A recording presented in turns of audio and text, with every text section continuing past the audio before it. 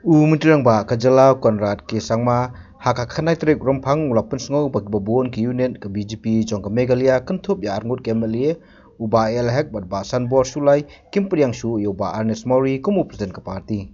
Habai kira makila patai khobor Konrad ke sangma ulong bola dep benikren bad uba hek bad ba sulai ba makiru kilapun sngo ba kim priang su yo ba Ernest Mori kumu no ilam jong ke parti. Nakaliang Konrad ula pentep bayakan ni kamat ladap benikren ru bat kino ilam ki bahadeli bat makiru ki lapen sngo bakiru ki sungsi halor ke bolale u presiden ke BJP.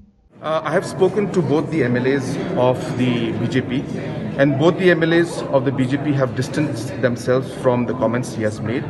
Both the MLAs have told me that they are in favor of Ernest Maury being removed as the president of the BJP. I've spoken to half the BJP leaders, more than half the BJP leaders in the BJP in Meghalaya unit. They all are in favor of ousting Ernest Maury.